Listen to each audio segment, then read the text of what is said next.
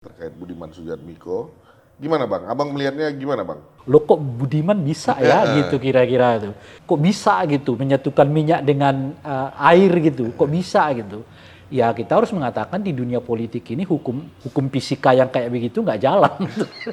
Kan khususnya bagi Budiman itu sedikit agak kontroversial karena itu tadi dia melangkah juga dari partai yang berseberangan yang bakal potensial menjadi lawan politik Pak Prabowo gitu pindah ke sini. Yang lain itu kan ngikut ya dari awal gitu ya. Kan ini belakangan juga Oh rame iya, di PDIP akan dapat sanksi gitu saya atau apa. ya dia kalau sanksi itu biasalah disiplin organisasi kan harus jalan ya. Di partai manapun soal calon presiden itu putusan yang sangat prinsipil. Kalau Anda menyatakan berbeda ya sanksinya itu ya Anda keluar dari partai itu udah biasa itu. Lalu karena itu mungkin kalaupun sampai sanksinya ke pemecatan ya terhadap saudara Budiman Sujatmiko, saya kira itu juga nggak berlebihan. Kehadiran Budiman juga di kubu Pak Prabowo menurut saya nggak akan begitu banyak efeknya kepada Pak Prabowo kecuali bahwa Budiman ini akan memperkuat penghilangan stigma yang sebelumnya disandang oleh Pak Prabowo sebagai dalang dibalik peristiwa 98.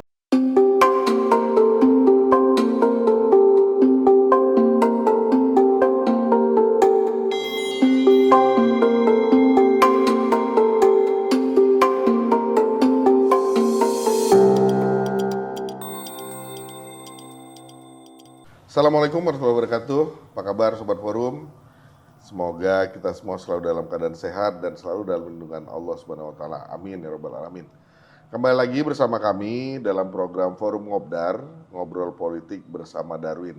Nah, kali ini kita akan bahas ngobrol terkait isu yang berapa hari terakhir ramai diperbincangkan, yaitu terkait salah satu kader PDIP, Budiman Sujatmiko, yang merapat ke kubu Gerindra, ke kubu Pak Prabowo Subianto.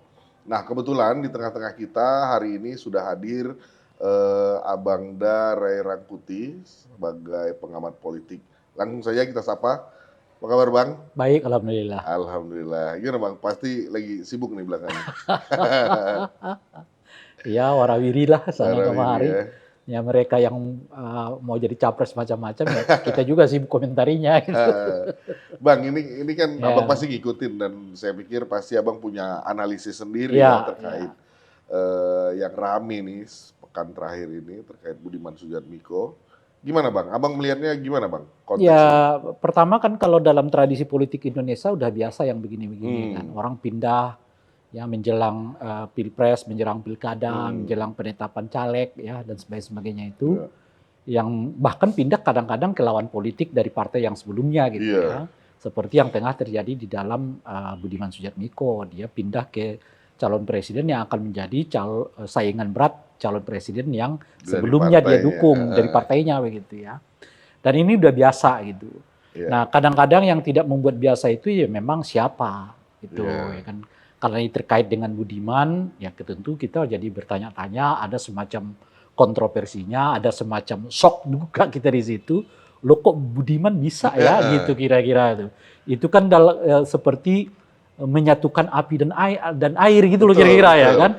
Kok bisa gitu menyatukan minyak dengan air gitu. Kok bisa gitu.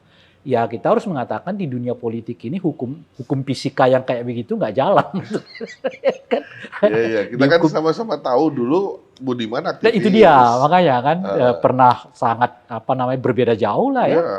Di tragedi penculikan aktivis 98 di mana Budiman saat itu disebut-sebut sebagai salah satu calon korbannya macam-macam dan seterusnya itu gitu ya. Nah, tapi kok bisa ketemu? Nah, di dunia politik ini hukum fisika air dan api itu nggak ketemu ya nggak berlaku gitu. Iya. Yang ada adalah ya bisa ketemu dan sebagainya gitu. Itu yang mungkin membuat kita relatif agak terkejut dan menimbulkan kontroversi gitu ya karena orang tidak menduga bahwa Budiman akan melakukan hal itu gitu ya. Meskipun sebetulnya kalau konteksnya dengan aktivis yang pernah katakanlah berseteru dengan Pak Prabowo khususnya di 98 itu bukan orang pertama kan Budiman itu gitu ya.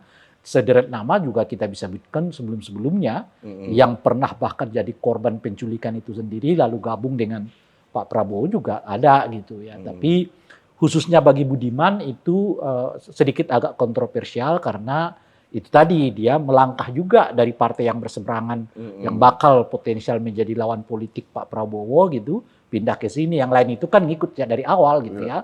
Jadi mungkin efek dari kontroversialnya nggak terlalu tinggi gitu ya, karena sejak partai itu didirikan mereka udah ikut gitu. Nah ini yang Budiman ini ada penyeberangan nih gitu. Istilah kalau saya kutip tadi pernyataan Pak Arief Wibowo gitu ya, salah satu anggota DPR dari fraksi PDI, ini semacam pengkhianatan bagi kita kata mereka. Itu saya ngutip pernyataan Pak Arief Wibowo ya, bukan pernyataan saya itu gitu. Meskipun konotasi itu mungkin bisa dipahami gitu ya, karena calon presiden itu kan sesuatu yang prinsipil, keputusannya sangat prinsipil bagi partai gitu ya. Artinya sebisa mungkin orang tidak boleh berbeda pendapat di situ gitu. Beda lah misalnya kalau apakah partai ini akan ikut perlombaan 17 Agustus atau tidak gitu. Itu kan Anda boleh nggak ikut, itu juga nggak jadi begitu masalah lah ya bagi partai gitu ya misalnya gitu ya. Tapi kalau udah hubungannya dengan siapa calon presiden, tiba-tiba ada yang menyatakan mendukung calon yang lain gitu ya, jelas itu menyalahi sebuah keputusan yang sangat prinsipil bagi partai politik yang bersangkutan. Dan oleh karena itu ya meskipun saya tidak menyebutkannya, tapi saya bisa memahami pernyataan Pak Arief itu kalau bisa dikategorikan sebagai semacam pengkhianatan bagi mereka gitu. Nah kemarin sempat Mas Budiman tuh sempat pidato juga kan ya di pertemuan itu, dan pidatonya cukup berapi-api gitu ya. Khasnya lah. Khasnya Mas Budiman gitu ya. Ya deklarasi lah. Dia mendeklarasikan, mendeklar dirinya akan mendukung Prabowo gitu ya. Itu gimana Bang? Ya, jadi kadang-kadang begitulah yang saya pribadi agak menyesalkan karena terkadang ada pernyataan yang hiperbolis terhadap situasi itu misalnya ya. Ya artinya udah bergabung, setelah bergabung ada semacam pernyataan yang ya tentu bagi saya itu seperti berlebihan lah. Misalnya menyebut bahwa ini adalah calon pemimpin yang paling apa misalnya begitu-gitu ya. Dan bahkan pada tingkat tertentu kemudian seperti melupakan peristiwa-peristiwa yang pernah terjadi, yang pernah dialami oleh orang per orang yang terkait dengan masa lalunya gitu ya.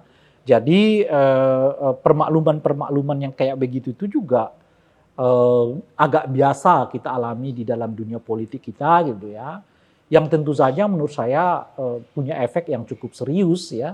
Yaitu apa gitu? Yaitu artinya pada tingkat tertentu bagi Pak Prabowo, stigma bahwa beliau itu pernah terlibat dalam kasus penculikan tahun 98 itu ya makin tidak mendapat legitimasi di hadapan publik gitu. Ya karena ya orang-orangnya, para korbannya sendiri sebagian ya ikut bergabung dengan beliau gitu, dan yang terakhir ini adalah Budiman Sujatmiko gitu. Jadi pada tingkat tertentu mungkin itu yang membuat politisi kita juga nggak jera-jeranya juga kalau mereka di dalam pandangan publik berbuat atau bertindak salah gitu. Karena selalu ada permaafan gitu loh. Bahkan oleh para korbannya gitu kan kemudian gitu. Dan punya kecenderungan untuk dilupakan, bahkan disucikan, bahkan lebih dari itu terkadang malah dipuji. Ya kan, langkah-langkahnya dan seterusnya itu makanya mungkin ya bagi para politisi ya nggak terlalu takutlah kalau mereka salah langkah, salah tingkah atau salah apa gitu, karena ada waktu di mana mereka nanti menyucikannya gitu. Kalau kita berandai-andai, kira-kira kemungkinan apa yang bakal terjadi menurut kacamata? Kalau yang terjadi ya, saya mulai dulu dari apa kira-kira yang menyebabkan Budiman pindah ke sana gitu. Kan kalau kita lihat secara umum ada 3 faktor sih menurut saya. Orang itu bisa berpindah dari satu partai ke partai yang lain gitu ya. Pertama tentu karena berbeda secara prinsipil, dan untuk kasus ini saya kira nggak ada yang menyangkut, nggak kena kepada Budiman karena dia nggak ada perbedaan dengan Ganjar sebetulnya. Ganjar dengan Prabowo juga nggak begitu jauh berbeda sebenarnya kalau konteksnya visi misi ya kan. Kecuali track record, itu 2 hal yang berbeda kan. Tapi kalau konteksnya visi misi, kedua-duanya kan udah menyatakan bahwa mereka adalah orang yang akan melanjutkan apa yang dicapai oleh Pak Jokowi kan gitu. Dalam konteks ini kan nggak ada perbedaan. Oleh karena itu kalau Budiman misalnya pindah ke Prabowo, di satu segi tidak ada perbedaan prinsipil yang menyebabkan Budiman harus pindah ke Prabowo. Kira-kira gitu ya. Kecuali tentu kita harus lihat pada faktor yang kedua atau ketiga. Gitu. Nah faktor keduanya adalah secara umum karena merasa tidak mendapat wadah atau fasilitas yang cukup ya untuk mengaktualisasikan politik di dalam internal partai politik gitu ya. Ya kalau dalam kasus ini saya kira Budiman mungkin mengalaminya gitu ya. Dia masih muda, energinya masih cukup, ya pikirannya bagus, kemudian mungkin relasinya juga cukup memadai kepada banyak orang, tetapi kelihatan partai kurang mengoptimalkan semua potensi dalam dirinya gitu ya. Nah ini juga bisa jadi faktor orang pindah dari partai tertentu ke partai yang lain gitu. Dan saya kira kalau konteksnya Budiman bisa saja ini salah satu faktornya gitu ya. Dan yang faktor ketiga adalah soal ada yang lebih menjanjikan di sana, alias pragmatis gitu kira-kira ya kan. Nah di kebun sana, di lapangan rumput sana, di rumah sana itu kelihatan lebih bagus, lebih menjanjikan, ya lebih bisa lah kita mungkin mengarungi masa depan gitu dan seterusnya itu. Dalam bahasa yang lain ini adalah karena alasan pragmatis gitu ya. Dan pragmatis itu tidak hanya pemahamannya soal dia dapat uang atau enggak gitu. Pragmatis itu termasuk itu tadi soal masa depannya, karirnya ya kan dan seterusnya itu dia berpindah ke sana. Dan bacaan saya Budiman juga memikirkan itu. Jadi kalau kita sebutkan 3 faktor yang tadi ini gitu ya, 2 diantaranya menurut saya bagian dari sebab alasan kuat Budiman pindah ke Pak Prabowo yaitu alasan soal merasa tidak mendapat porsi yang cukup ya di PDI Perjuangan gitu, dan yang kedua kemudian ya alasan pragmatis yaitu mungkin lebih mendapatkan sesuatu lebih yang menjanjikan di pihaknya Pak Prabowo gitu. Nah, kalau konteksnya dengan saudara Budiman Sujatmiko gitu. Nah, kira-kira kemungkinan yang akan terjadi ya, Bang. Kan ini belakangan juga rame, di PDIP akan dapat sanksi. Ya dia kalau sanksi itu biasalah disiplin organisasi kan harus jalan ya. Karena itu yang saya sebut karena ini putusan yang sangat prinsipil ya. Di partai manapun soal calon presiden itu putusan yang sangat prinsipil. Kalau Anda menyatakan berbeda ya sanksinya itu ya Anda keluar dari partai itu udah biasa itu. Lalu karena itu mungkin kalaupun sampai sanksinya ke pemecatan ya terhadap saudara Budiman Sujatmiko, saya kira itu juga nggak berlebihan. Kecuali seperti yang saya sebutkan tadi, kita mau ikutan 17 Agustus apa enggak? Tiba-tiba saya mengatakan saya nggak ikut ya itu tiba-tiba partai beri sanksi dipecat, itu berlebihan kan kira-kira gitu ya. Atau ada satu misalnya undang-undang apa namanya itu ya revisi undang-undang KPK misalnya kan, kita masih bisa berbeda pendapat, setuju nggak setuju, tapi partai kemudian memberi sanksi apa namanya pemecatan itu juga berlebihan gitu. Tapi kalau sudah sampai pada siapa calon presiden Anda berbeda, ya tentu sanksinya bisa dikeluarkan gitu. Dan saya kira PDI akan memberi sanksi pada taraf itu, tapi saya tidak tahu kapan akan mereka keluarkan gitu ya. Dan menurut saya yang saya mau katakan itu, kalaupun sanksinya kemudian saudara Budiman itu dikeluarkan dari PDI Perjuangan, itu sanksi yang tidak berlebihan, itu sanksi yang proporsional gitu. Itu yang saya mau katakan itu satu. Tapi kalau misalnya kita melihatnya dalam konteks, apakah PDI kehilangan benar dengan hengkangnya Budiman dari apa namanya itu dari PDI gitu? Jawaban saya tidak gitu. Budiman itu mungkin apa ya? Kalaupun dia bisa menarik massa nggak lebih dari 1% gitu. Itu pun udah hebat dah 1% itu gitu. Jadi artinya kehilangan Budiman ya paling juga kehilangan 1% dari PDI Perjuangan gitu. Jadi apa namanya itu nggak signifikan ya konteksnya gitu ya. Dan oleh karena itu bagi Pak Prabowo menurut saya juga kehadirannya nggak begitu banyak membantu juga gitu. Karena itu tadi kalaupun Budiman bawa orang mungkin nggak lebih dari 1% gitu, bahkan kurang dari itu sebenarnya gitu ya. Nah oleh karena itu kehadiran Budiman juga di kubu Pak Prabowo menurut saya nggak akan begitu banyak efeknya kepada Pak Prabowo, kecuali itu yang saya sebutkan dari di awal bahwa Budiman ini akan memperkuat penghilangan stigma yang sebelumnya disandang oleh Pak Prabowo sebagai dalang dibalik peristiwa 98 misalnya begitu ya, penculikan aktivis. Nah itu makin memperkuat penghilangan ya stigma yang selalu diemban oleh Pak Prabowo itu gitu. Jadi lebih pada aspek itu sih menurut saya ya, kalau ukuran elektabilitas macam-macam, saya nggak terlalu yakin Pak Prabowo berharap banyak dari Budiman, dan juga PDI saya nggak terlalu yakin merasa kehilangan kalau Budiman harus pergi gitu ya, karena nggak akan lebih dari 1% lah gitu ya. Dan kalaupun Budiman sekarang misalnya deklarasi dengan menyebut relawan Prabu gitu ya, Prabowo Budiman gitu, ya saya kira juga masa itu nggak akan sampai 1%, dan besar kemungkinannya itu juga bukan masa dari PDI Perjuangan. Gitu. Iya. Jadi ada sempat kalangan yang menyebutkan ini sebenarnya salah satu caranya Budiman untuk keluar hengkang dari PDIP gitu ya, mengingat Mas Budiman ini nggak dapat posisi gitu di Ya. PDIP, itu gimana Bang? Ya itu sangat mungkin, itu yang kita sebut tadi di poin kedua kan. Jadi ada 3 alasan, poin keduanya itu karena merasa tidak mendapat porsi yang layak dan patut ya di dalam partai politik gitu. Itu juga alasan yang cukup rasional kalau orang kemudian berpindah gitu. Itu makanya saya mengatakan ada dari 3 faktor yang umumnya terjadi sebab perpindahan itu, 2 diantaranya menurut saya menjadi sebab bagi Budiman pergi gitu ya. Salah satunya adalah karena tidak mendapat porsi yang memadai di PDI Perjuangan gitu ya. Dan yang kedua di sana mungkin lebih menjanjikan gitu. Jadi kalau disebut salah satu faktor itu ya, saya kira iya ya, itu bisa juga, dan ya itu rasional dan alami aja kalau itu ya. Terjadi mana-mana kan, karena kita di mana ya kita kerja juga begitu kan, kalau kita merasa bahwa pekerjaan kita nggak diapresiasi, kinerja kita, ya kita akan cari pekerjaan yang lain dan sebagainya. Merasa kurang nyaman. Kurang nyaman dan seterusnya, itu biasa saja kalau saat itu. Oke, kita ke Gerindranya Bang. Abang lihat Gerindra, sosok Budiman, mungkin nggak kira-kira Gerindra akan memberikan posisi tertentu untuk Budiman gitu di luar Prabu tadi? Saya nggak yakin juga ya, karena bagaimanapun Gerindra tetap menginginkan satu semacam uji materi lah, gitu ya, sejauh apa keseriusan Budiman, ya kan, kesungguhannya ya gitu. Jadi Gerindra nggak akan buru-buru lah, gitu. Misalnya apakah Budiman akan diberi KTA misalnya gitu. Kalau pencalekan kan udah lewat, ya kan. Sekarang udah DCS kok, udah pengumuman daftar calon sementara gitu. Artinya nggak mungkin lagi menunggu ada DCT ya. menunggu DCT gitu ya.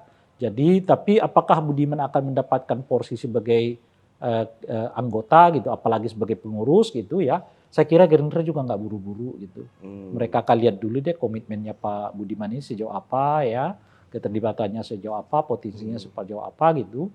Dan kalaupun nanti akan diberi KTA, apalagi kepengurusan gitu, saya kira nanti setelah Pilpres itu akan diperhitungkan. Kalau sekarang saya kira enggak. Jadi Budiman akan tetap di Prabunya. Kalau misalnya dia kemudian diberi sanksi oleh PDI, artinya Budiman menjadi orang non partai sekarang. Jadi tidak di PDI, tidak di Gerindra, tapi dia di Prabu itu gitu. Dan mungkin setelah Pilpres baru ada pembicaraan apakah Budiman masuk dalam keanggotaan Gerindra, ataupun lebih tinggi dari itu adalah masuk dalam struktur kepengurusan Gerindra gitu. Ada juga pendapat yang mengatakan ini cara-caranya Budiman atau caranya Prabowo lah gitu ya, untuk tes ombak nih Bang, dalam tanda kutip, untuk memasukkan Budiman sebagai cawapresnya Prabowo. Budiman Prabu sebagai gitu. Prabowo, Budiman gitu. Sebagai calon wakil presiden. Kalaupun itu skenario ada, nggak lebih dari 5% menurut saya. Iya. Tingkat tingkat penerimaannya.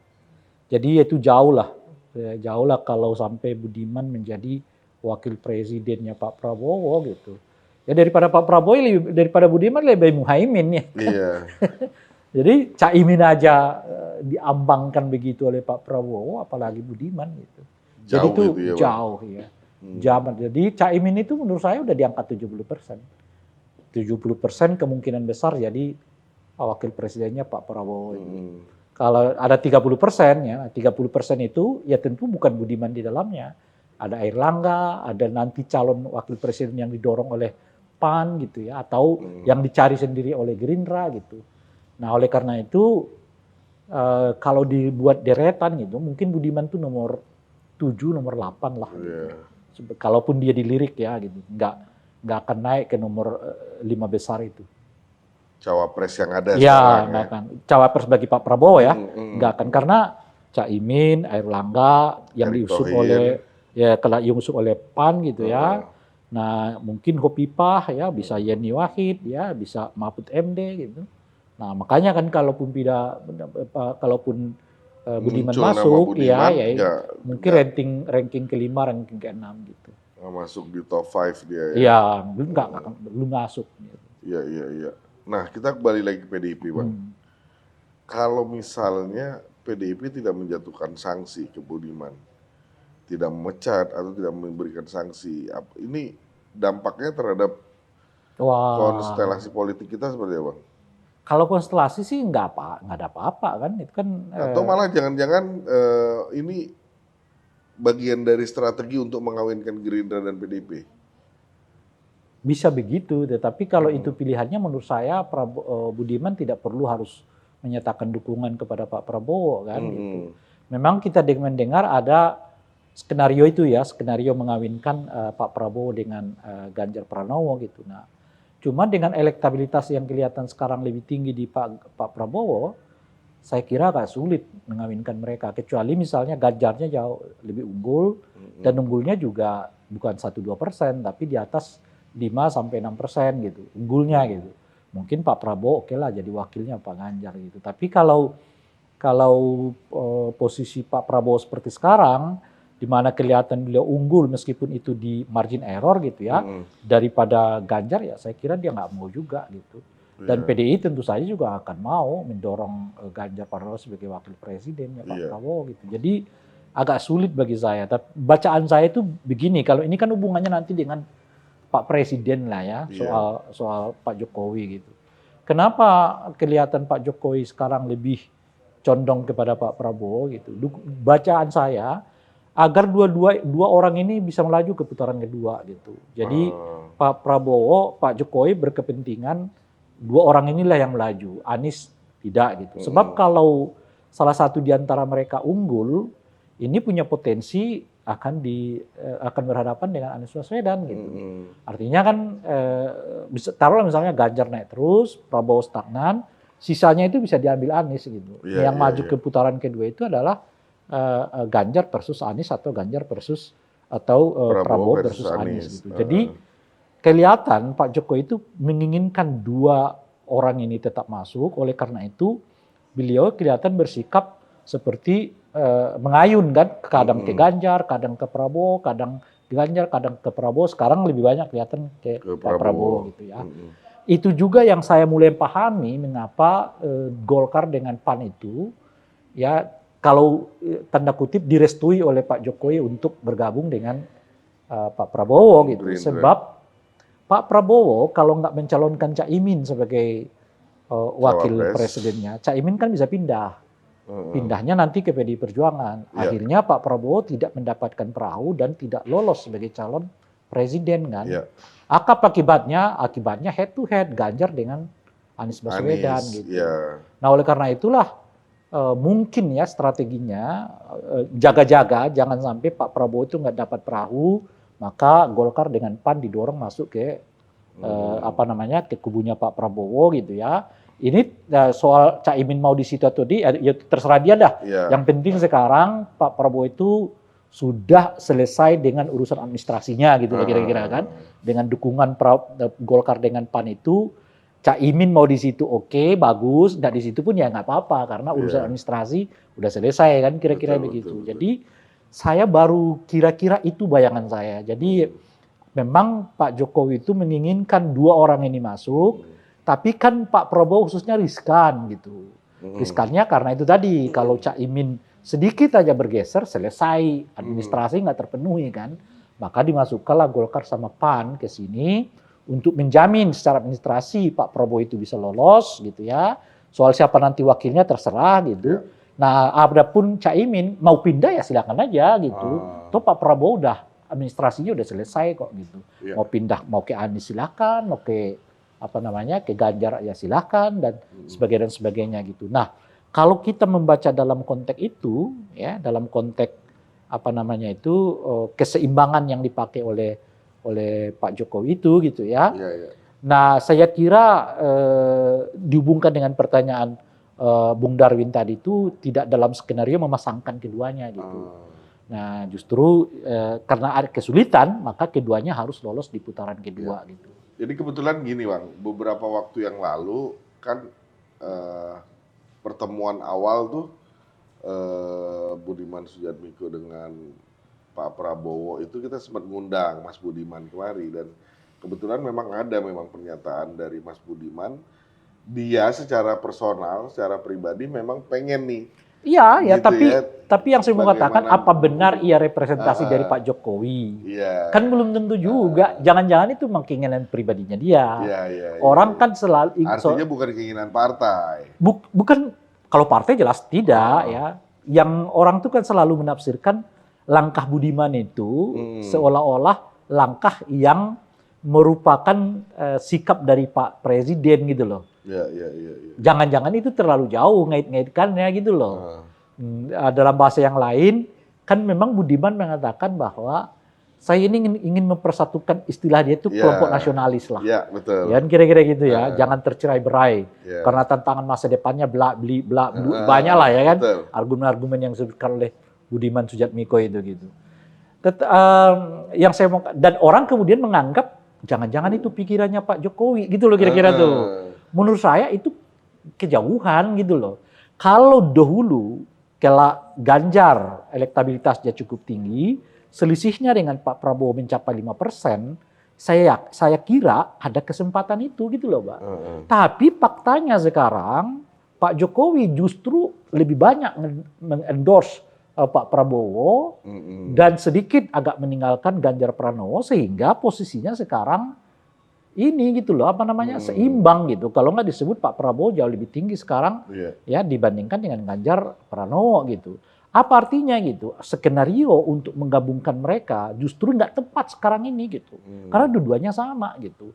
Nah beda ceritanya kalau ada betul skenario itu dari Pak Jokowi, justru mestinya Pak Ganjar ini terus dinaikkan gitu loh.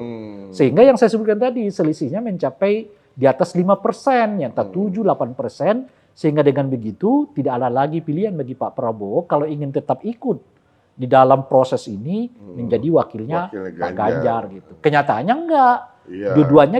Dua-duanya dipompa oleh Pak Jokowi sehingga setara gitu. Artinya mungkin pilihan itu tidak di dalam skenarionya Pak Jokowi gitu. Jadilah kalau pernyataan-pernyataan Budiman itu dengan sendirinya saya tafsirkan yaitu keinginan Budiman sendiri. Bukan berarti menarik. Turunan dari keinginan Pak Jokowi. Menurut saya tidak gitu. Kalau 4-5 bulan yang lalu, iya gitu. Saya juga sering mengatakan itu, Prabowo punya potensi akan ketemu dengan Ganjar, tapi selalu ada catatan, selama Ganjar punya selisih suara dengan Pak Prabowo di atas 5%, saya bilang kan. Tapi setelah Lebaran Idul Adha, khususnya setelah pengumuman deklarasi Ganjar sebagai calon presiden, justru yang terjadi kan bandulnya nggak berubah gitu. Pak Jokowi intensitas pertemuannya dengan Pak Prabowo meningkat, ya kan, endorse-nya juga kelihatan meningkat dibandingkan dengan Ganjar Pranowo gitu. Artinya skenario itu kayaknya nggak lagi dipikirkan gitu. Yang dipikirkan itu dua-duanya setara, nanti baru masuk putaran kedua. Disitulah mungkin nanti Pak Jokowi akan lebih terbuka ya kepada siapa beliau akan dukung sebetulnya gitu. Menarik Bang, kita ngopi dulu nih Bang. Yo. Jadi ngobdar ini selain ngobrol politik juga ngopi Bang. Iya, memang lagi dibutuhkan. Iya. Jadi segar lagi. Mantap ya Bang. Nah, kita kembali ke aktivis 98. Saya tahu background Abang juga bagian dari itu gitu ya. Abang melihat dengan bergabungnya Mas Budiman ke Pak Prabowo ini mencederai nggak Bang? Iya. Pertama tentu itu pilihan-pilihan orang lah ya. Tetapi kalau konteksnya tentu pada nilai etik gitu ya, Ya, ini tentu saja sangat disesalkan gitu ya. Ini makin menambah deretan catatan negatif terhadap mantan-mantan aktivis Ya. yang sudah agak kita ketahui lah mantan aktivis 66 seperti apa pandangan publik, 71, 73 ya, 77 ya, seperti apa pandangan publik, 98 juga ngekor juga gitu ya sebagian gitu ya.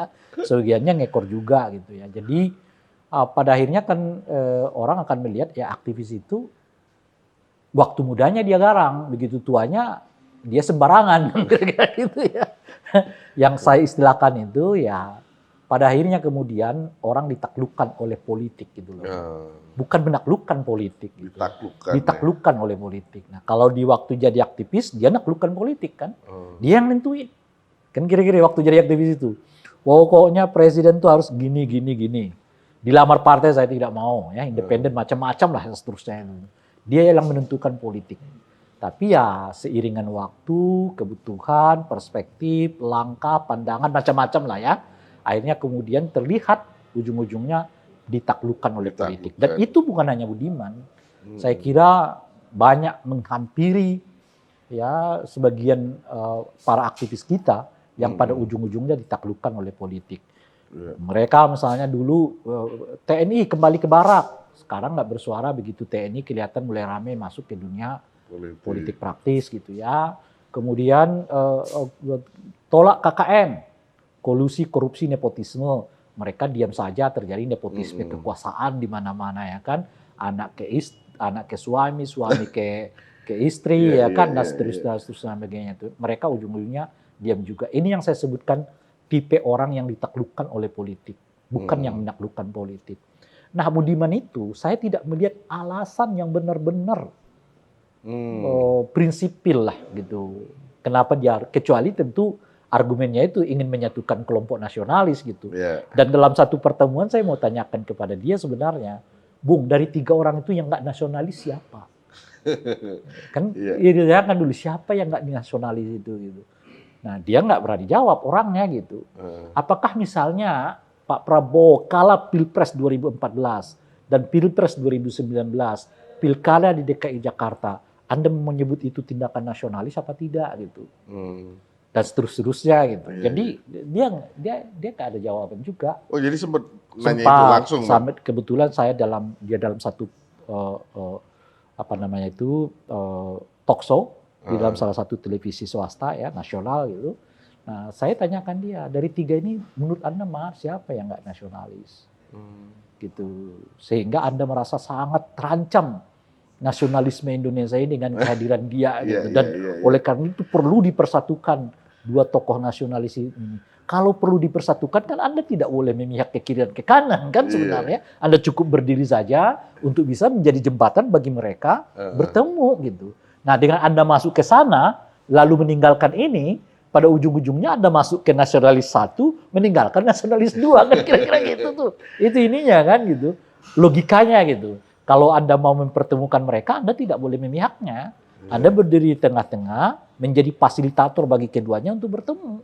Tapi dengan deklarasi Anda kepada salah satu di antara keduanya, itu artinya Anda mau mengatakan bahwa saya milih nasionalis 1, meninggalkan nasionalis 2 gitu ya. Dan sebagainya itu. Jadi saya sudah pernah tanyakan begitu tuh. Dan oleh karena itulah ya saya memasukkan tadi unsur pragmatisme dalam konteks ini gitu. Karena saya lihat-lihat ya macam-macam, saya nggak menemukan alasan yang benar-benar prinsipil mengapa Saudara Budiman ya seperti bertemu antara api dengan air yang saya sebutkan itu tadi gitu ya.